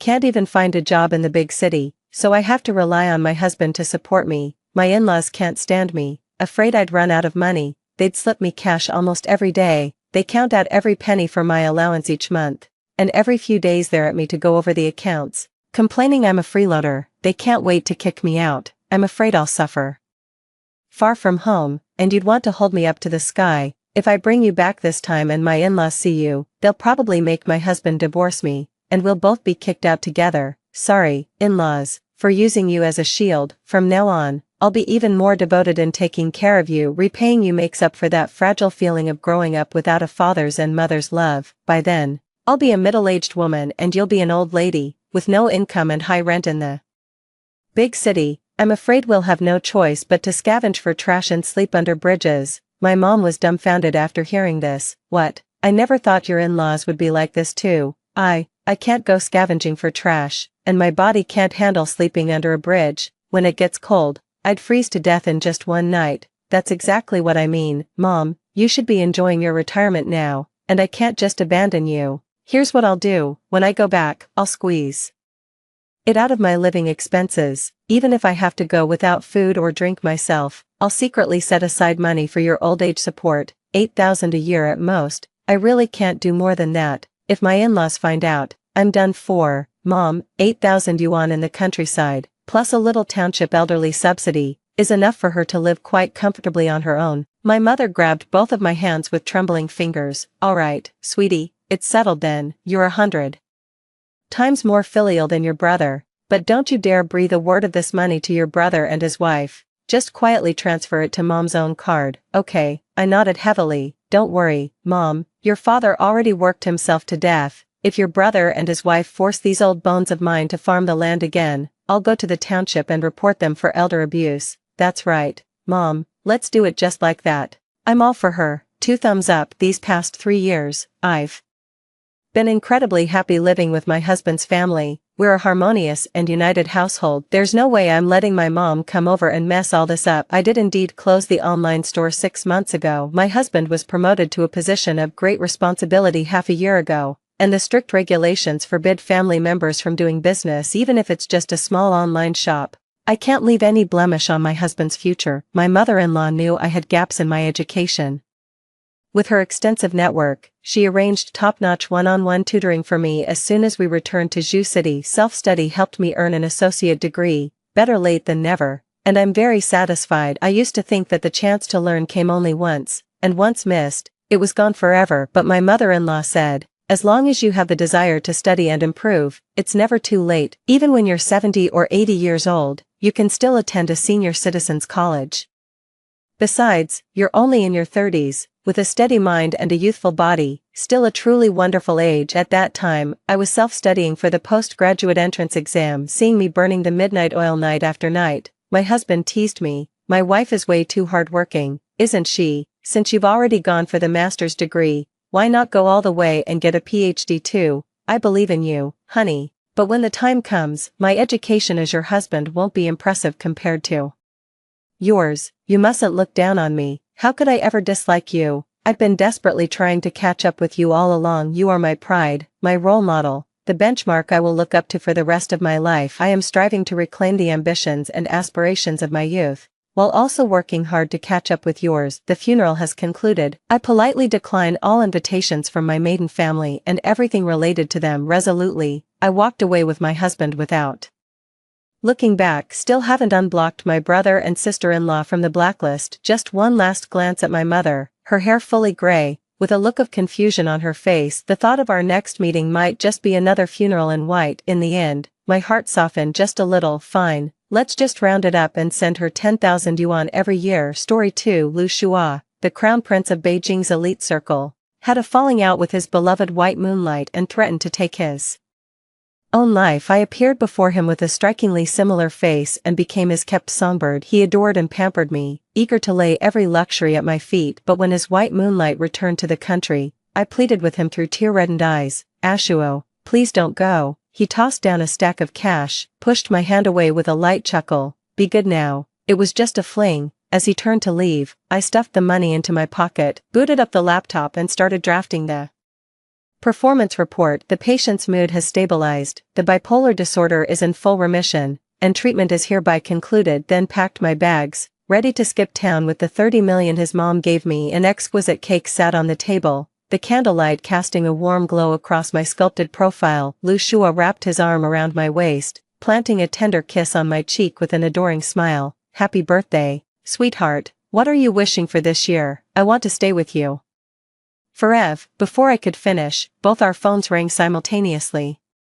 Xu Yunqi has returned to the country. When the news broke in the high society gossip group, I immediately glanced at Lu Shua beside me. His eyes were inscrutable, his phone gripped tightly in his hand. He seemed tense. The caller ID showed Xu Yunqi. Ashuo, I'm back, can you come pick me up? A clear female voice came through, completely different from the forced pitch I'd been putting on. 01. After just a moment's hesitation, he immediately rose to his feet. With red-rimmed eyes, I grabbed his hand and looked up at him, my voice choked with emotion. Where are you going? You promised to spend today with me. It's my birthday. Lu Shua wiped the tears from my cheek with his thumb, then furrowed his brow and gently pushed my hand away. be good and entertain yourself, I have something important to attend to. This was the first time he had ever refused me, the man who had always indulged my every whim. Is it because of Chu Yunqi? I tentatively probed. His hands paused while putting on his coat, then a stack of bills was thrown onto the table. Don't be difficult, it's too late for her to go back alone safely. I watched his retreating figure with silent tears, until the door slammed shut with a thud. The sorrow vanished from my face in an instant. I chuckled twice and promptly pocketed the money on the table. Then I opened the Word document on my computer and began my work log for the 741st day. Emotional feedback positive, no abnormalities, everyone knows. I'm just a stand-in for Lu Shua's beloved muse. Lu Shua, the crown prince of Beijing's elite circle, is a hopeless romantic. His passionate romance with Chu Yunqi, his one true love, burned bright and fierce, and their breakup was just as dramatic. After Chu Yunqi cut all ties and moved abroad, Lu Shua drowned his sorrows in drink night after night. He's into all kinds of extreme sports, racing, bungee jumping, skydiving, you name it. The more life-threatening the better. He's ended up in the hospital multiple times because of it. Some say he's bipolar and needs psychological intervention. The Lu family scoured the country for top-tier psychiatrists, but he kicked every single one of them out. Fresh out of college with my counseling license, I was sending resumes everywhere. Alright, jobs were scarce that year, and amid a sea of rejections, I found myself standing before Madame Lu. The elegant lady held my resume, looking me up and down, her gaze lingering particularly long on my face. Not bad. You do look remarkably similar. Under her approving gaze, an assistant placed a bank card in my hand. There's 5 million in here. I want you to date my son. Fresh out of college with my pride still intact, I hesitated. Well, I'm actually looking for a proper job, get his condition to improve, and you'll get the remaining 30 million upon success. But then again, this job is way too legit. You have excellent judgment. I won't let you down. I flashed an ingratiating smile, pocketed the card, and signed the contract. Madame Lu let out a soft chuckle, clearly pleased with my tactfulness. A thick stack of documents was placed before me. My only redeeming quality is my studious nature. I thoroughly researched the very essence, concept, and life story of the white moonlight. Chu Yunqi was indeed flawless, innocent, beautiful, naive, and pure, having been pampered since childhood. Her personality carried a touch of willful pride. That's why after our heated breakup with Lu Shua, I could walk away without looking back, yet still linger in their thoughts. If I want Lu Shua to fall for me, I need to be like her, but not too much like her. So I only adopted about 60% of her mannerisms. Lu Shua was wild, fresh out of the hospital, and she'd already go racing in a downpour. He floored the accelerator, but the brakes failed, sending the car careening right off the track. Luckily, a crooked tree halfway down the mountainside intercepted the tumbling vehicle just in time. Hearing the commotion, I dashed down from the road without even bothering to grab an umbrella. Lu Shua was trapped in the wrecked car, blood covering half his face in a terrifying sight. I frantically dialed for an ambulance. Hang in there, the ambulance is on its way. Just as I dragged him out of the car, an explosion erupted behind us. I threw myself to the ground in terror, but kept him shielded in my arms. Stay with me. Don't fall asleep. His consciousness was fading. He stared blankly at me for a long moment before murmuring 02, Yunqi, pretending not to have heard. I took off my hoodie and pressed it against his torn wound. Suddenly, a cold hand gently brushed my cheek, wiping away the tears of fear. Cough, I'm the one dying here. Why are you crying? You're not going to die. The ambulance is on its way. I'll stay with you. He paused, let out a soft chuckle, and touched my eyelashes with his fingertips. Not even close. Lu Shua was loaded into the ambulance, and I was taken along too. When he woke up, I was staring at a bill, completely stumped. My jeans and hoodie were caked in mud. I looked a total mess. You're awake. I looked at him with delight. The doctor said the timely treatment worked well. It's nothing serious, but you'll need to stay in the hospital for a few more days for observation. He didn't react much, just quietly watching me. You saved me. What reward would you like? I don't need anything. Just happened to be passing by and helped out. After a brief pause, I said somewhat awkwardly, it's just, could you possibly pay me back for the medical expenses? I worked part-time for months to save that up, and now I don't even have enough for rent. His eyebrows lifted slightly in surprise at my unexpected response. I'll cover the medical expenses, but I need you to look after me for a few days. But I still have to work another 200,000, I have to admit. He's a tough nut to crack. 200,000 a month just to handle his meals and occasionally take him out for walks. It's practically free money. I'm quite the chatterbox. I'd even babble on about the idle gossip I overheard from the elderly folks downstairs in the hospital ward, but he always kept me at arm's length. Except for those times he'd just stare blankly at my face when I get on his nerves. He covers my mouth with his hand. How come you talk so much, when you look like... He suddenly fell silent. I didn't mind, just gazed at him with pitiful eyes. Just didn't want you to get bored. He turned his head away awkwardly, avoiding my gaze. After a long pause, he finally responded, go on, what happened to old man Wang's family? I could see he was almost back to his old self. It's rare for me to miss a day, but I was nowhere to be found from morning till night. No replies to my messages, and my phone was switched off. Lu Shua finally couldn't sit still any longer and came looking for me at my place. I often bought him soup dumplings from that shop near his home, and the logo on the plastic bag was etched in his memory. The door of the rented room was battered and broken as he barged in, taking in the mess scattered all over the floor. I huddled in the corner, startled by the sudden noise, and instinctively wrapped my arms tightly around myself. I'll pay back the money, I promise. Please, just let me go. Lu Shua softened his tone and crouched down in front of me. It's me, don't be afraid. I looked up, my eyes red-rimmed as a wave of hurt and terror washed over me, and I threw my arms around him. Lu Shua stiffened, about to push me away, but feeling my trembling, he gently patted my back instead. What happened? The debt collectors showed up at my door, and it took the police forever to sort things out. I'm so sorry for the day's delay. It really wasn't intentional, I whispered between quiet sobs. But I gave you 200,000, didn't I? That money was meant for my mother's medical treatment, a sick mother, an absent father, and me drowning in debt. What a perfect script. I clutched the hem of his shirt as if he were my last lifeline. Every bit of my fragility and dependence was laid bare. He stared at me blankly, gently caressing my face. 03, how about being with me? I'll give you $1 million a month. Finally took the bait. I became Lu Shua's kept woman. She's sweet, lovely, and sensible, with just the right touch of playful charm to win people over. I need him to love him and never leave him, no matter what. Unlike a distant, unattainable ideal, I'm right here within reach. Lu Shua dotes on me, devoting all his attention to me. He took me shopping for clothes and bags, showering me with luxury goods as if money grew on trees. He spoiled me rotten, and willingly joined the family business just to fund my lavish lifestyle, transforming from a good-for-nothing rich kid to the young heir. Director Lu. He had no time to go looking for trouble. Mrs. Lu was absolutely thrilled, and whenever she's happy, she gives me a bonus. I actually enjoy humoring Lu Shua. The only downside is, after he exhausts me every night, I still have to wait until he's asleep to get up and write my work log. I do have professional integrity, analyzing his mood fluctuations, recovery progress, and follow-up treatment plans. I kept meticulous records of his daily activities, what he did, how much he ate, even the number of times he smiled. For 2 solid years, I worked diligently and consistently. My boss was quite pleased with my work ethic. Even so, when Lu Shua and I were deeply in love, he would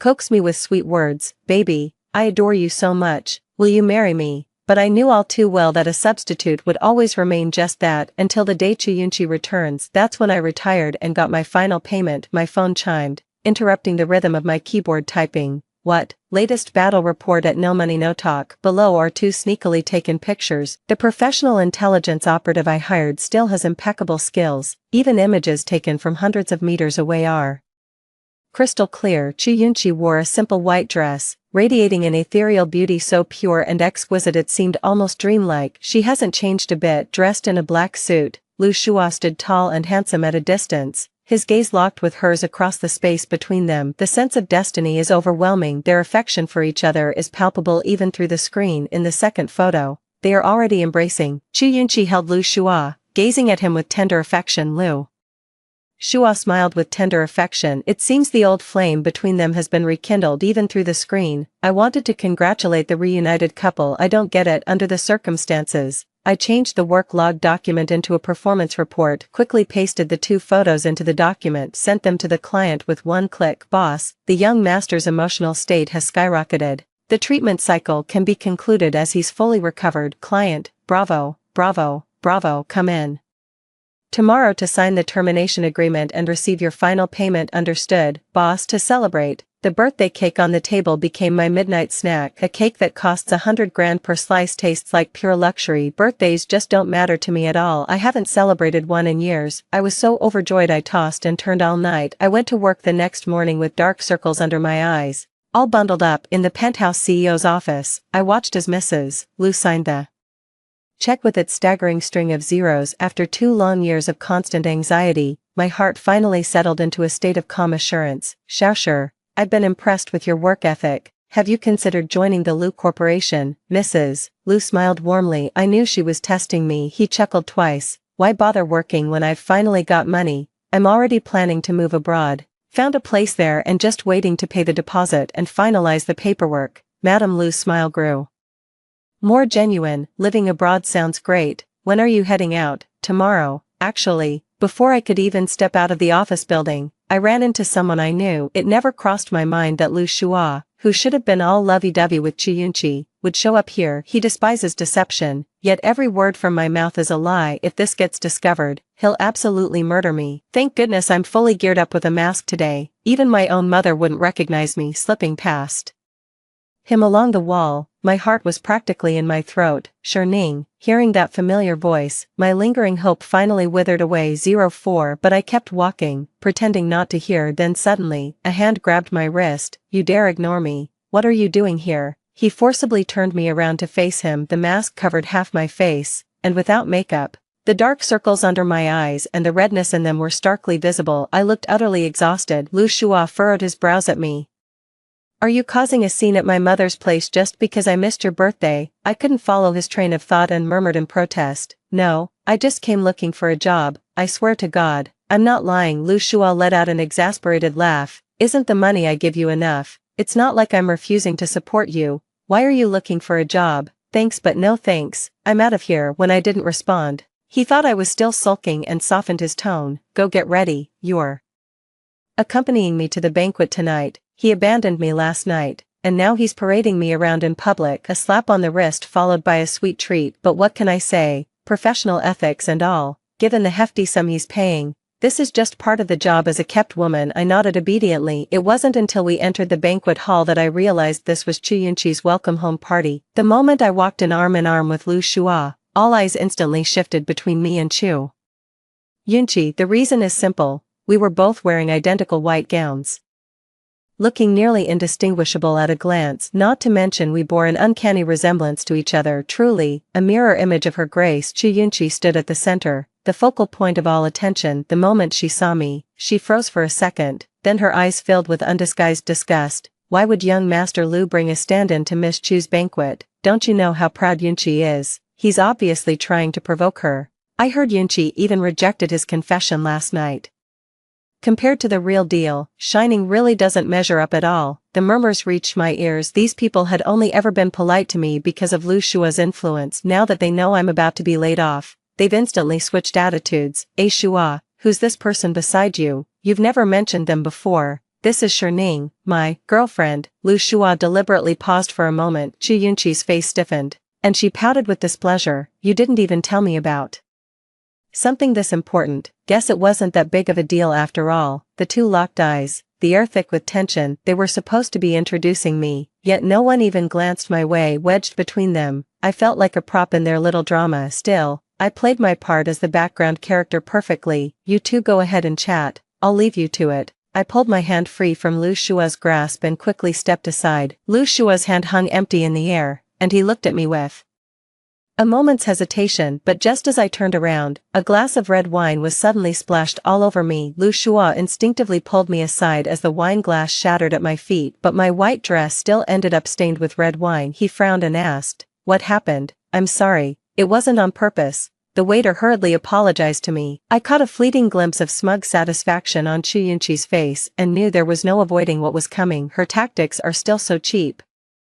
"Oh dear, how clumsy of you. Let me take you to change your clothes." She grabbed my arm with feigned intimacy, pulling me out of Liu Shua's embrace. Once she'd led me to a secluded corner, her expression shifted instantly. Her hand shot up, aiming to slap me across the face. "So you're the shameless bitch trying to sleep your way to the top with Liu Shua." I held her hands firmly, gazing at her in silence before breaking into a smile. Long time no see, my dear sister. Chu Yunchi is my father's illegitimate daughter raised outside the family, yet no one expected she'd actually be a year older than me. He tricked my mother into marrying him while secretly keeping a mistress on the side. He used my mother's money to start a business, lied about the venture failing, and drained her entire life savings to cover his fabricated losses. In reality, huge sums of money were funneled directly into that mother-daughter pair's pockets. We scrimped and saved every penny, while they splurged without restraint. My mother felt sorry for him working from dawn to dusk, but little did she know he had another family on the side. After the company took off, he brazenly brought his mistress and their illegitimate daughter into our home. This drove my mother to fall ill, and he seized the opportunity to manipulate her into a divorce where she lost everything. Alright, he kicked us out of the house, hee. I will never forget that rainy night. Chu Yunchi stepped on my hand, her eyes filled with scorn and disgust. She tore apart and trampled every piece of clothing and jewelry I had taken with me. 05. What makes you so high and mighty? All this belongs to me now. A worthless life like yours deserves nothing. She still carries herself with that air of superiority. You're just a stand-in. Did you actually think Lu Shua keeps you around because he likes you? He's only using you to get a reaction out of me. The moment I agree to get back with him, you'll be tossed aside. What you don't know is that Lu Shua is about to take over the Lu Corporation. The day that happens is the day we'll get married, and you'll still be thrown away like trash. I looked at her smug face, shook off her hand, and let out a light laugh. That's not necessarily true. The music in the banquet hall came to an abrupt halt as Chu Yunchi approached Lu Shua. The lighting was perfectly set, making the two of them look incredibly well matched. I couldn't make out what she was saying. It was probably something along the lines of a confession or reconciliation. From what she said, the next moment, Chu Yunchi kissed Lu Shua. Gasps of surprise rippled through the banquet hall, while fireworks burst in the sky, their brilliant colors dazzling beyond compare. Lu Shua, taken aback, met my gaze from the corner. That angle was totally worth the effort. My face was pale, my eyes rimmed red, tears streaming down my cheeks, heartbroken and utterly shattered. I was still wearing the same white dress, now stained red, looking completely disheveled. A flicker of struggle and panic flashed in his eyes. I couldn't bear to look any longer and ran out sobbing. I vanished from sight in an instant. We'll miss our flight if we don't hurry. I was running so fast that my false eyelash flew into my eye. Blinking frantically, my tears started flowing with genuine emotion. The scene was so breathtaking that even passers-by were moved. And camera flashes went off in an instant. I rushed into the car waiting at the back door, and as I bowed my head, tears gushed out like a fountain, washing away my false eyelashes. My final act had come to an end. Sis, you're not really still hung up on him, are you? Lin Xia handed me a piece of paper with a look of utter disbelief on her face. Are you worried about missing work? The only thing I worry about missing is money. I shot her a dirty look and tossed the white dress I'd just changed out of aside. What a shame. I'd only worn it once, could have sold it secondhand otherwise. You're right. Now that your final payment has come through, shouldn't you give me a raise? Absolutely. Without you, my resume would never have reached Mrs. Lu, let alone gotten me close to Lu Shua, and I certainly wouldn't have been able to gather so much evidence of Chu Xingyang's financial crimes from the Lu family. Lin Xia used to be a journalist, but she was blacklisted and fired for exposing the Chu family's money laundering activities. Eventually I tracked her down. I promised to cover her mother's medical treatment and provide financial support, asking only for the original evidence in return. Even though I was just as penniless, for some reason she chose to put her faith in me. My mother's condition has improved and she's been transferred to a hospital back home. All these years, thank you, farewell. I wouldn't have made it this far without you. The car pulled up at the airport, and I unloaded the luggage. Will you be able to handle everything abroad on your own? So wrap up your family matters quickly and come help me.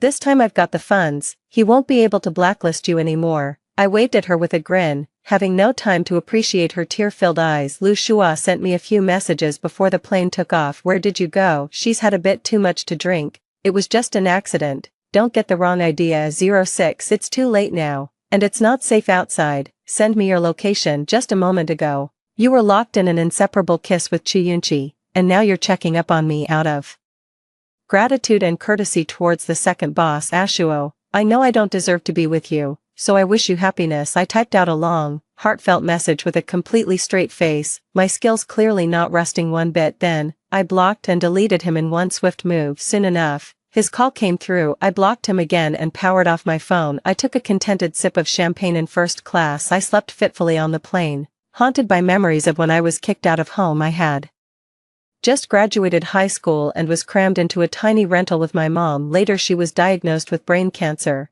and the shock left her disoriented. We needed a huge sum for treatment. Life's sudden downturn gave me no time to adjust. I took whatever work I could find. I'd borrowed from everyone I knew, but no one would help. I endured nothing but humiliation and scorn. Truth be told, I didn't actually lie to Lu Shua. Debt collectors stormed in, beating the place up until my tidy rented room was in complete disarray. If the neighbors hadn't called the police, I would have been skinned alive. That night after leaving the police station, I wiped away my tears and forced a smile to bring dinner to my mother. Just as I reached the hospital entrance, a figure fell from the rooftop and landed right in front of me. The body was mangled beyond recognition, but on its wrist was the red bracelet I had woven with my own hands. Praying for safety, she left a suicide note saying she was sorry and didn't want to be a burden to me. I didn't cry, just calmly claimed the body, had it cremated, and scattered the ashes at sea. At that time, rumors were swirling about Chu Yunqi dating the Lu family's young master, and with their business collaboration, the Chu family's fortunes were skyrocketing. I was sitting by the sea, the ocean breeze chilling me to the bone, when Lin Xia appeared out of nowhere and kicked me into the water. I jolted awake with a start. Just as the plane touched down. I have money,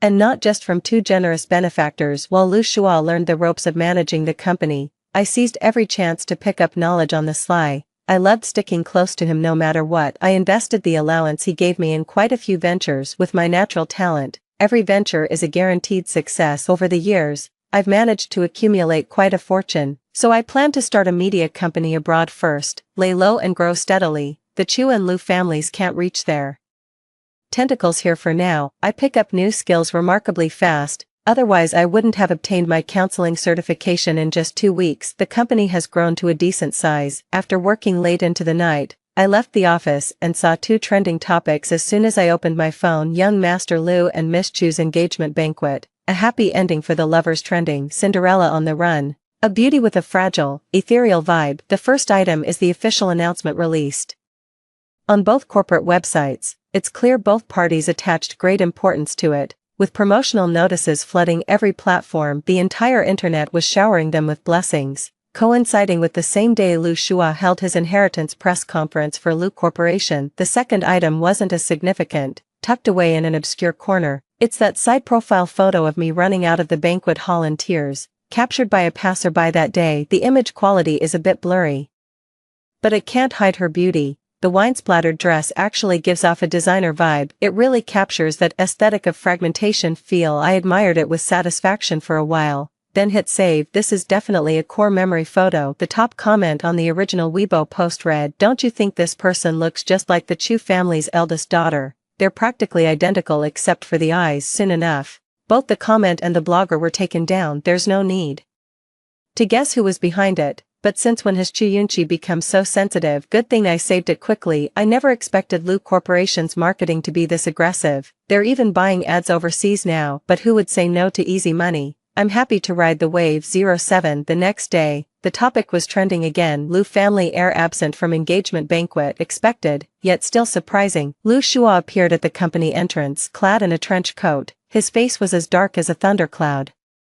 The moment our eyes met, he strode toward me with a dark expression. Before I could make a run for it, a strong arm yanked me aside. He backed me into a corner, leaving me with no escape. He viciously grabbed my chin, his eyes red-rimmed with rage. "Ning, you've been playing me. My gut tells me he knows everything." Oops, I pushed it too far. I never would have known if I hadn't taken over the company. "You've worked at Lu Corporation all these years, and my mother paid your social security for 2 whole years, 700 days of payroll records. What did you take me for?" Lu Shua swore for the first time, completely losing his temper. My brain short-circuited when I heard that excuse. I'd considered he might investigate my background, suspected Chu Yunqi, and even doubted my own acting skills. The last thing I expected was that my former boss had too much conscience. "Are you insane?" Clinging to a sliver of hope, I continued playing the victim. A tear dropped onto his fingertip. "Ashuo, you're hurting me." His fingers loosened their grip as if burned, but his tone remained icy. "Cut the crap. You never cared about me from the start, did you? This whole time has been one big lie."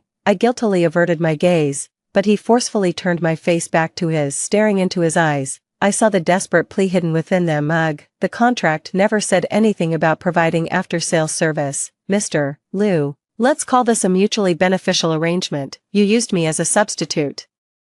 And I took your money to treat you. Now that your beloved has returned and you've got both love and career success, isn't it rather petty to come after me now? No sooner had the words left my mouth than my phone began to ring. It was Chu Yunqi. I answered the call right in front of him. Sure Ning, you despicable bitch. Chu Yunqi's shrill voice pierced through, grating on the ears. I deliberately held it farther away and shoved it right in Lu Shua's face. Was it you? Why must you take everything? You should have died out there like your mother. Why didn't those people beat you to death back then?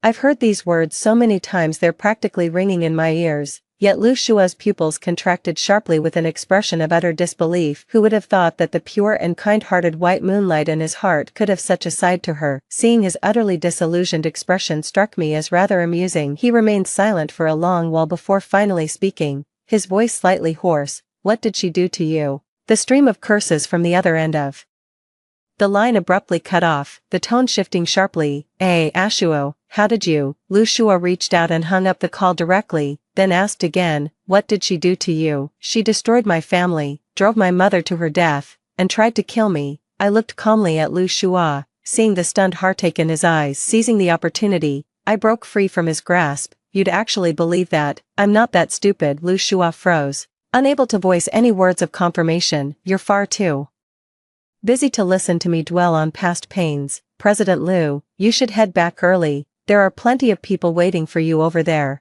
I've already drafted the press release. It's guaranteed to grab headlines the moment it drops. He arrived full of bluster, but now Lu Shua looks completely deflated. Sure Ning, I never once saw you as a replacement. Of course, otherwise, all the effort I put into this charade would have been wasted. Every moment of his lucid descent is under my control, so when he gets Chu Yunqi back again, he'll realize he can't stand her arrogance and willfulness. While I'm obedient and know when to yield and apologize, I'm fragile and helpless, unable to live without him, and he's the only one in my heart. Every hallucination began to take on my form, yet none of the unique qualities he saw were truly me. I walked so fast that Lu Shua couldn't catch up. I didn't dare sleep the entire night. Just as expected, the announcement from the Lu Corporation finally arrived. Lu Corporation announces withdrawal from marriage alliance and termination of cooperation with Chu Corporation. This statement appears to have been unilaterally issued by Lu Shua. At this critical juncture in their collaboration, significant losses are inevitable. The official Weibo account of the Chu Corporation is in an uproar beneath the comments section, but soon the chat was muted and cleared. With dark circles under my eyes, I excitedly hit send to grab the headline. I rallied all the marketing accounts in the company group to launch simultaneously. Without the Lu family's backing, the Chu Corporation is now just an empty shell. A news story quickly surged to the top of trending searches. Chu family involved in money laundering crimes, funds linked to gray market operations, over 10 million in unpaid wages for workers. The byline on this news story was Lin Xia. Despite having the same headline as 6 years ago, this time it couldn't be taken down or blocked because it carried the Fenghua news attribution. The Chu Group's influence doesn't extend overseas, and they're wary of this emerging company's clout. The evidence is ironclad. Each and every piece is enough to seal Chu Xingyang's fate overnight. The Chu Group came under investigation, and its stock price plummeted. The Lu Group's shareholders, who had initially considered meddling, immediately fell silent, relieved to have distanced themselves. Chu Yunqi must have been utterly devastated. Her proud family background and self-righteous love both vanished into thin air overnight. The phone on the table vibrated frantically, and she reacted surprisingly fast. Yeah, sure. I ignored her and blocked her right away. I added insult to injury while I was at it. The untold story of Chu Xingyang's rise to power as president of Chu Corporation 08 compared to financial crimes. This kind of wealthy family gossip is what really captures people's interest. Online buzz skyrocketed in no time. He climbed the ladder through his wife, then abandoned her and their child. How can someone be so despicable? The whole dysfunctional family is here, the deadbeat husband, the mistress, and the illegitimate daughter. After the scandal broke, they were too ashamed to even show their faces in public. The online uproar lasted for several days. On the day the accounts were settled, I returned to my home country. I need to see it with my own eyes. When Lin Xia came to pick me up, she was enthusiastically recounting just how miserable the Chu family had become, you have no idea how chaotic it was. Chu Yunqi went crawling to Lu Shua, groveling and sobbing pathetically. When he showed no regard for their past relationship, she actually tried to seduce him, got halfway undressed before being unceremoniously thrown out. Given how selfish Chu Xingyang is, they're definitely the ones who'll end up being sacrificed after these revelations came to light. The Lu Corporation actively fueled the fire both overtly and covertly, even going so far as to undermine the Chu family at the cost of their own reputation. This only worsened the already precarious position of the Chu family. The Lu Corporation had always prioritized self-preservation, but after he took over, their strategy suddenly changed. I know exactly who is behind all of this. When I got home, I saw some faces I knew all too well. I stopped in my tracks and stared at them coldly. Ningning, we're family. Turning on your own flesh and blood won't look good when word gets out. Chu Xingyang was just as hypocritical as I remembered. These past few days have truly worn him down to the point where he can no longer maintain his usual composure. Mr. Chu, we severed ties long ago, didn't we? That's not what you said when you drove us out back then. If you can help your father just this once, I'll let you and your mother come back. I'll kick them out, and you can do whatever you want. He's still as arrogant as ever. Chu Xingyang, have you lost your mind? That's not what you promised before we came here. After all these years I've suffered by your side, this is how you treat me. The woman nearby contorted her face in rage. Chu Xingyang kicked her to the ground. If it weren't for you seducing me, you wretched woman, would I have lost my family and ended up alone? Then a slap landed on Chu Yunqi's face, who had been standing there in silence. After how you've treated Ningning all this time, you'd better apologize now. When she looked up at me, her eyes were filled with pure hatred, and her voice dripped with humiliation and barely suppressed rage. Sorry. Watching this scene unfold, I couldn't help but laugh aloud. I strode up to Chu Xingyang and slapped him across the face without hesitation. Save your apologies, I'll be sending all of you straight to hell. Later, when he begged me on his knees, not a single ripple of emotion stirred within me. I looked up and locked eyes with someone standing by the roadside. Lu Shua stood in the distance, watching me quietly, and when I withdrew my gaze without a hint of reluctance, he came to an abrupt halt. The verdict was delivered swiftly. Chu Xingyang was imprisoned, the Chu family's assets were investigated, and they went bankrupt overnight with debts amounting to tens of millions. All of this fell upon that mother and daughter. A light drizzle began to fall as I stepped out of the courthouse. I drove to the cemetery. This prime location was considered excellent feng shui, spacious and lavish, yet tragically vacant inside. The woman in the tombstone photograph smiled with gentle serenity. A large bouquet of lilies was placed before the tombstone. Mom, do you see, your daughter is doing so well now, making loads of money. The rain fell in a gentle drizzle as I sat by the tombstone without an umbrella, murmuring on and on. I miss you so much. After years of playing the delicate little flower, I can cry on cue now. Something cold trickled from the corner of my eye. Tears or rain, I couldn't tell. An umbrella opened above my head. The tip of a leather shoe came into view. I looked up and saw Lu Shua. I stood up to leave, but he grabbed my hand. You've had your revenge, but what about me? His eyes were red as he looked at me. Sure Ning, I don't care if you've deceived me or used me. Let's get back together, please. The usually proud man lowered his head, speaking with tender yet humble devotion. My resolute words cut him to the core. He couldn't believe I had no feelings left for him at all. I don't have feelings for Chu Yunqi. It's you I care about. I just realized it too late. Can you give me another chance? I pulled my hand away from his and looked at him earnestly. I should be grateful you had feelings for her. Otherwise, I wouldn't even have had the chance to get close to you. Lu Shua wanted to say that from the very beginning. He never intended to find a so-called replacement. What you liked about me was just the eyes. Those eyes so utterly different from Chu Yunqi's. You loved how they brimmed with laughter, holding his reflection. But when you saw my icy, emotionless gaze, you suddenly realized all explanations were pointless because I never had any feelings for you from the very beginning. Even love can be faked. Yet he willingly embraced it, even knowing it was counterfeit. As I turned to leave, I heard him say, if I hadn't left on your birthday, would things have turned out differently? If only he had come to his senses sooner, stayed by my side instead of going to see Chu Yunqi, would things have been different? I didn't turn back, but my words fell clearly upon his ears. How could something built on lies from the very beginning ever come to a happy ending? The rain stopped, and the sun came out. I don't need an umbrella anymore.